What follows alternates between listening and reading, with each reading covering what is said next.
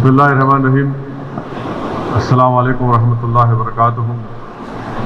मैं आप तमाम हज़रात का शुक्रगुज़ार हूँ कि आप अपना कीमती वक्त निकाल कर यहाँ पर आए। ख़ास तौर से हमारे मीडिया के दोस्तों का, और मैं इस मौके पर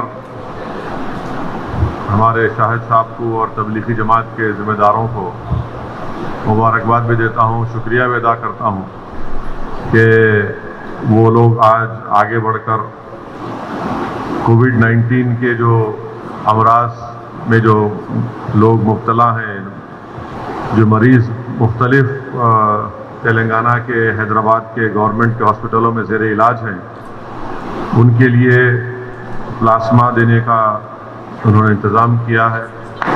गांधी के सुपरिटेंडेंट से आप लोगों की गुफ्तगू हुई और उनके बोलने पर आप तमाम हज़रात तैयार हुए हैं। जुमला 38 हज़रात हैं, तेलंगाना के मुख्तलिफ़ मकामात से ताल्लुक़ रखते हैं, और अल्लाह के फज़ल व करम से ये तमाम हज़रात ख़ुद कोविड से मुकाबला किए और अल्लाह ने उनको शिफा दी। तो आज ये लोग आगे बढ़कर ये कन्वर्सन प्लाज्मा में जाकर इंशाअल्लाह ताला कल से, क्योंकि एक दिन में सिर्फ 6 लोग ये प्लाज्मा दे सकते हैं, और डॉक्टर्स ने बताया कि एक पेशेंट को प्लाज्मा देने के लिए कम से कम 1 से 1.5 घंटे का टाइम लगता। तो ये मैं समझता हूँ कि बेहतरीन खिदमत है, और अल्लाह सुब्हाना व तआला से दुआ है कि अल्लाह इन हज़रात की खिदमत को कबूल करे, और अल्लाह सुब्हाना व तआला हमारे तेलंगाना में, पूरी रियासत में, पूरे मुल्क में, बल्कि पूरी दुनिया में आज जो लोग इस वायरस का शिकार हैं, अल्लाह अपने फजल व करम से इस वायरस का खात्मा भी करेंगे इंशाअल्लाह, और जो शिफा है अल्लाह उनको अपने फजल व करम से अल्लाह उनको शिफा भी देगा। और ये बेहतरीन काम तबलीगी जमात के ज़िम्मेदारों की तरफ से किया जा रहा है, क्योंकि आप देखते हैं कि जब से ये कोविड-19 से लड़ाई शुरू हुई, अफसोस के साथ ये कहना पड़ता है कि बजाय वायरस से मुकाबला करने के लिए मुल्क में ख़ास तौर से मरकज़ी हुकूमत की जानिब से और संघ परिवार के चाहने वालों की जानिब से, उनकी तमाम तंजीमों की जानिब से ये झूठा प्रोपेगेंडा शुरू कर दिया गया कि तबलीगी जमात की वजह से ये सब चीज़ें फैली हैं। बिल्कुल गलत है। मैं शुरू से कह रहा हूँ कि 30 जनवरी को हमारे मुल्क में पहला पेशेंट आया कोविड वायरस का। 3 लोग थे केरला के, उनका क्या मज़हब था। फिर इटली से आए हुए टूरिस्ट थे, और उसके बाद बाज़ाब्ता आप देखते हैं कि बदबख्ती की, अफसोस की बात है कि हमारे मुल्क में ये वायरस फैलता जा रहा है, और आज करीब 1,85,000 के ऊपर से ज़्यादा केसेस हो चुके हैं। 3,000 से ज़्यादा भारत के रहने वालों की अमवात हुई हैं। ये बड़ी अफसोसनाक बात है, मगर अल्हम्दुलिल्लाह हम तमाम को मिलकर इस वायरस से मुकाबला करना है।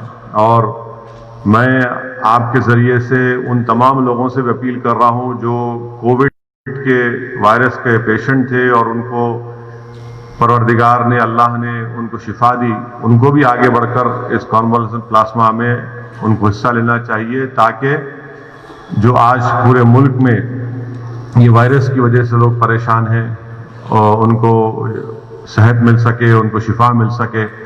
क्योंकि याद रखिए कि आप ये काम करके ना सिर्फ किसी की जान बचा रहे हैं, बल्कि आप एक बच्चे को यतीम होने से बचा रहे हैं, एक औरत को बेवा होने से बचा रहे हैं, एक माँ को उसकी कोख उजड़ने से बचा रहे हैं, ख़ानदान को बचा रहे हैं। तो हम तमाम की कोशिश ये होनी चाहिए कि हम इंसान की जान बचाएं, और यही सबसे अहम तालीम इस्लाम की है कि इंसान की जान बचाना ये बहुत बड़ी हुक्म है, ये बहुत बड़ी तालीम है, और इस पर हम तमाम को अमल करने की बहुत ज़रूरत है। और ख़ास तौर से हमारे वतन अजीज़ के हम वतनों की जान बचाने के लिए हम तमाम को आगे आने की बहुत बड़ी ज़रूरत है। मैं फिर से तबलीगी जमात के ज़िम्मेदारों का, और ख़ास तौर से ये 38 अफराद का जो बड़े ही ईसार और क़ुरबानी के जज्बे का मज़ाहरा कर कर आज आगे आए हैं। मैं इन तमाम का शुक्रगुजार हूँ और मेरी अल्लाह से दुआ है कि जल्द से जल्द अल्लाह सुब्हानहू व तआला हमारे मुल्क को, पूरी आलम को इस वायरस से, इस बीमारी से छुटकारा दिलाए। आज भी कह रहा हूँ कि 5000 से ज़्यादा चीन के सिपाही इंडियन टेरिटरी पर कब्जा करके बैठे हैं।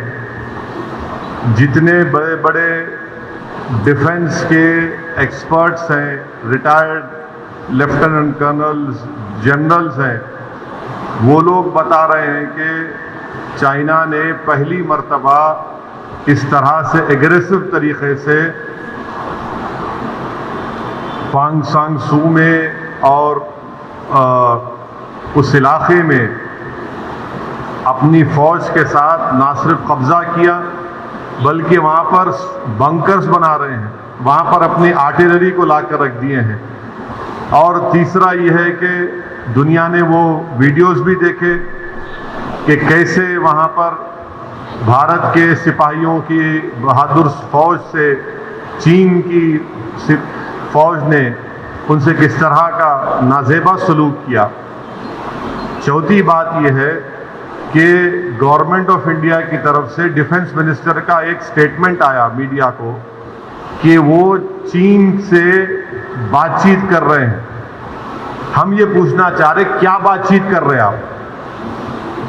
बातचीत अगर कर रहे तो क्या बातचीत कर रहे? क्या आप इस बात को मानने को तैयार है या नहीं है कि चीन भारत की जमीन पर कब्जा कर चुका है? और बातचीत क्या कर रहे हैं आप? बातचीत तो यही करना चाहिए ना, बोलते क्यों नहीं फिर आप? और फिर यूएस के प्रेसिडेंट बोलते कि प्राइम मिनिस्टर का मूड के बारे में बात करें, पर प्राइम मिनिस्टर देश को, कंट्री को नहीं बताते कि चाइना से क्या बातचीत हो रही है। कंट्री को कॉन्फिडेंस में लेने की जरूरत है। अब यूनाइटेड स्टेट्स के फॉरेन रिलेशन कमेटी के चेयरमैन का भी स्टेटमेंट आया कि चीन एग्रेसिव बिहेवियर करा, तो क्या है ये? हमारा मानना यह है कि गवर्नमेंट ऑफ इंडिया को पब्लिकली बताना चाहिए कि क्या चीन ने भारत की जमीन पर कब्जा किया, नहीं किया। सैटेलाइट फोटोज हैं, बताया जा रहा है, वीडियोस आ रहे हैं कि भारत की फौज भी वहां पर उस मुकाम पर जा रही है। और ये सब चीजें हैं। इतनी खामोशी जो है ये गलत है और बीजेपी को ये खामोशी तोड़ने की जरूरत है। और जिस तरीके से हम लोग एग्रेसिव तरीके से अपनी बात को रखते जब किसी और नेबर की बात आती है, मगर जब चाइना की बात आती है हम जरा बीजेपी वाले खामोश बैठे हुए हैं। क्यों खामोश बैठे हुए हमको समझ में नहीं आ रहा। I have been consistently criticizing the lockdown because it is unconstitutional. If you read the constitution, states under the state list, the states are responsible for public order, health and law and order. The government of India and the Modi government cannot violate the constitution 7th schedule. They cannot use NDMA Act to dictate the state governments how they should run their law and order, what should be closed, what should not be closed. It is very unfortunate, and I don't know, I cannot answer your question, that why did the chief ministers accept this diktat, or this unconstitutional diktat of Modi government? Am I against lockdown? No. It had to be implemented, but it is for the states to decide when lockdown should be implemented, when lockdown should be lifted, what should be closed, what should not be closed. An officer sitting in South Block or North Block will not know what is happening in Hyderabad, what is good for Telangana, what is bad for Telangana. And that is why you see that the Prime Minister took only 4 hours to impose lockdown, and now to lift the lockdown they have given 8 days time. Lockdown के लिए 4 घंटे दिए गए, अब lockdown उठाने के लिए 8 दिन का टाइम मिल रहा है आपको। तो इससे मालूम हो रहा है कि कितना अनप्लैन्ड और हेस्टी डिसीजन लिया गया, जिसकी वजह से आज हमारी इकोनॉमी बर्बाद हो चुकी है। अगर 24-25 मार्च के बाद ही पूरे माइग्रेंट लेबरर्स को मोदी हुकूमत इनको वापस भिजा देती, कॉन्स्टिट्यूशन में माइग्रेंट लेबर्स की जिम्मेदारी भी गवर्नमेंट ऑफ इंडिया पर है। कॉन्स्टिट्यूशन में माइग्रेंट लेबर्स की जिम्मेदारी गवर्नमेंट ऑफ इंडिया पर है। अगर 24 मार्च के बाद एक हफ्ते के अंदर ये माइग्रेंट लेबरर्स को जब भिजा देते, इसलिए कि 24 मार्च को सिर्फ 560 कोविड के केसेस थे, 560 केसेस थे, उसी वक्त उनको भिजाते जब वायरस ताकतवर नहीं था। अब आप मोदी सरकार के विजन देखो आप कि अब इकोनॉमी खोल रहे, पूरा लेबर जा चुका है और 1,85,000 के ऊपर वायरस के पेशेंट्स हैं इंडिया में, एक्टिव केसेस है। तो ये कौन सी प्लानिंग है, ये कौन सा विजन है? इसीलिए मैं कह रहा हूं कि लीगली ये अनकॉन्स्टिट्यूशनल है, ये अनप्लैन्ड है और इनके गलत फैसले की वजह से पूरे मुल्क के गरीब बर्बाद हो चुके हैं। अभी आपको ये बर्बादी नजर नहीं आएगी, एक 15-20 दिन महीने भर के बाद जब आप लोग बाहर निकलेंगे उनको अंदाजा होगा कि क्या हाल हो चुका है। तेलंगाना स्टेट गवर्नमेंट खुद कह रही है, चीफ मिनिस्टर का स्टेटमेंट है कि एफआरबीएम एक्ट को 3 से 5% जब करे तो उसके कंडीशंस लगाए वो गलत है। चीफ मिनिस्टर खुद कहा कि स्टेट के लोन्स को डिफर करना था, वो भी गवर्नमेंट ऑफ इंडिया तैयार नहीं है। वेज एंड मींस एडवांस को 100% करना, वो भी तैयार नहीं है। तो मोदी गवर्नमेंट स्टेट गवर्नमेंट्स की क्या मदद कर रही? कुछ मदद नहीं हुई अब तक। इसीलिए स्टेट गवर्नमेंट्स के पास रेवेन्यू नहीं आ रहा। चीफ मिनिस्टर और तेलंगाना गवर्नमेंट का स्टेटमेंट आप लोग देखे होंगे, आप मीडिया कॉन्फ्रेंस कवर किए सीएम की, जिसमें तेलंगाना सीएम ने कहा कि तेलंगाना को 11,000 करोड़ का रेवेन्यू आता था महाना, अब वो जाकर 1200-1100 करोड़ हो गया। 3,000 करोड़ को खाली तनख्वाहें देने को जाती हर महीना स्टेट गवर्नमेंट। तो मोदी गवर्नमेंट क्या सपोर्ट कर रही स्टेट गवर्नमेंट्स को? कोई सपोर्ट नहीं है। और ये जो 20 लाख करोड़ का ये जो बजट इकोनॉमिक पैकेज अनाउंस किया गया, उसको मोदी गवर्नमेंट ने कहा कि 10% ऑफ जीडीपी है। वो 10% नहीं है, वो 1.6% ऑफ जीडीपी है।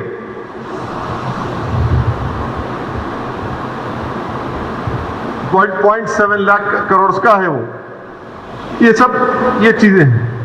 मेरा पूरे मुल्क के मुसलमानों से अपील ये है कि इंशाल्लाह मस्जिदें खुलेंगी 8 तारीख के बाद, तो खोलना पड़ेगा।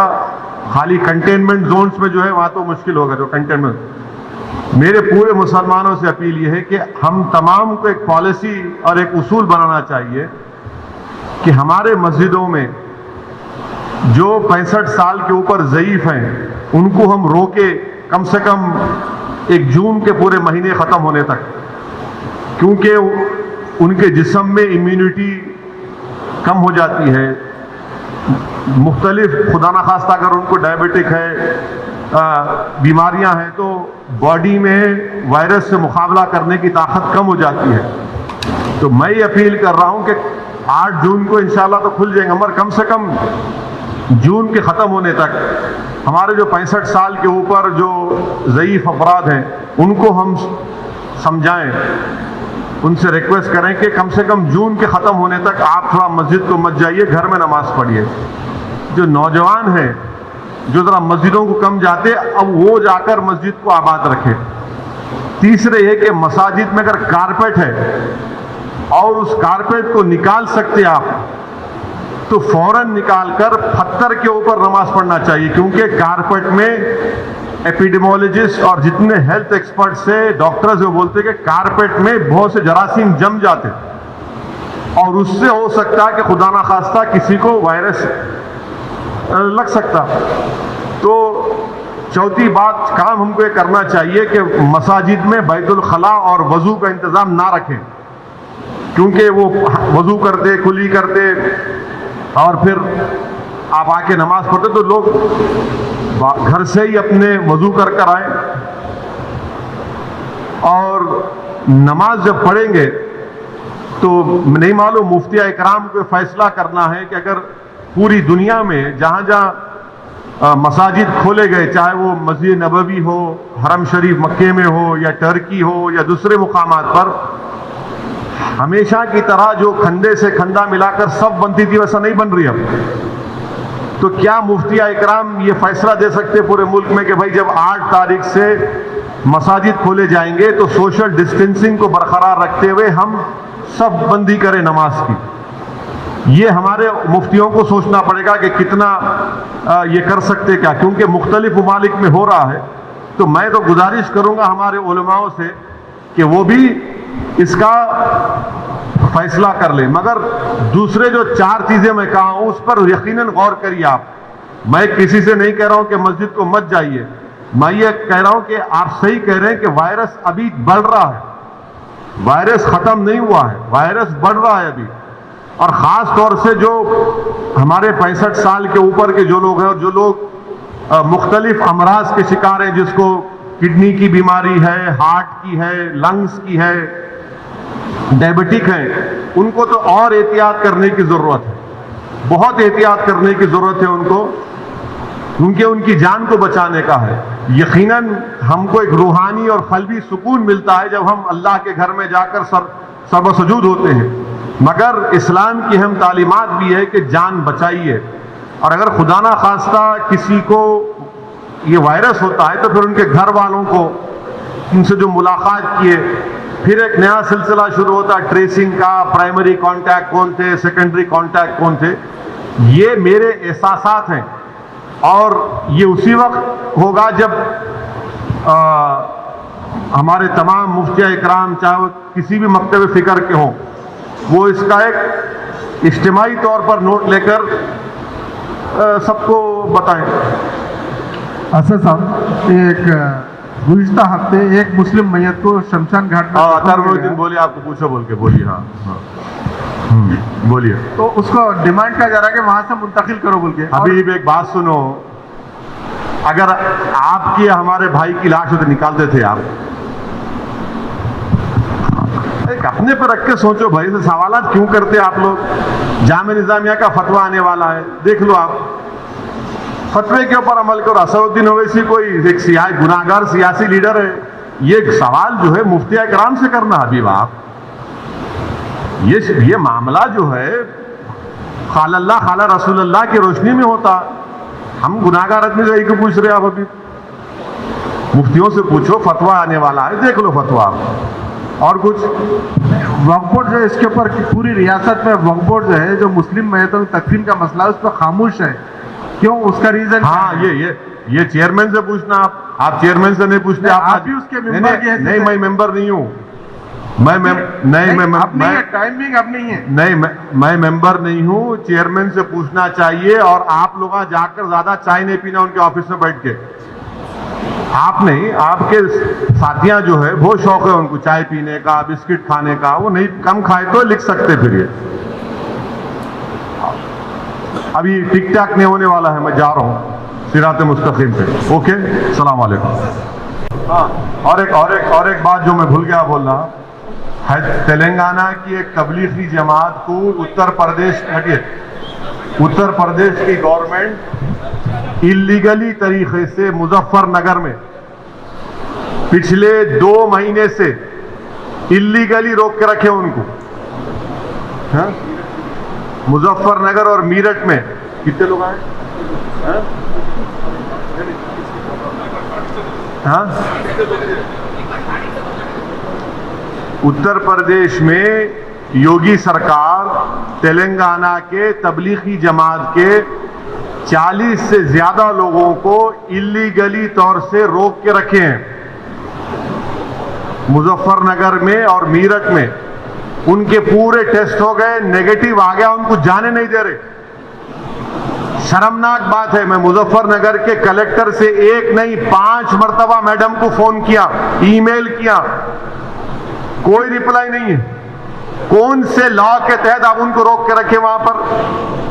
ये आर्टिकल 21 का ग्रेव वायलेशन है जो यूपी सरकार कर रही है। कल इलाहाबाद हाईकोर्ट का जजमेंट भी आ गया कि तमाम लोगों को जिनको यूपी की गवर्नमेंट रोक के रखी है, जिनका टेस्ट नेगेटिव ने एक नहीं 3 मरतबा नेगेटिव आ गया, इनको फौरन जाने देना चाहिए। और मैं तेलंगाना गवर्नमेंट से भी अपील करता हूं कि हमारे ये 40 लोग जो तेलंगाना के हैं, इनको फौरन लाने का इंतजाम करना चाहिए। वो अपने तौर पर यूपी से अपना इंतजाम कर लेंगे। पूरे रिपोर्ट्स उनके पास है। गैर जरूरी तौर पर 1.5-2 महीने से इलीगली रोक के रखे उनको, उनके ला के नोटिस लगा दिए, तुम निकले तो तुम्हारे को नहीं निकलने देंगे। ये क्या है बताइए आप? ये जुल्म है ये तो हम उम्मीद करते कि इलाहाबाद हाईकोर्ट के जजमेंट के बाद ये मीरठ और मुजफ्फरनगर के और जहां जहां है जो लोग कोई इलीगली रोक कर रखे पूरे इंडिया से, वो पूरे के पूरे निकलकर इंशाअल्लाह ताला अपने अपने स्टेट्स और अपने शहर, अपने घर तक पहुंचेंगे इंशाअल्लाह।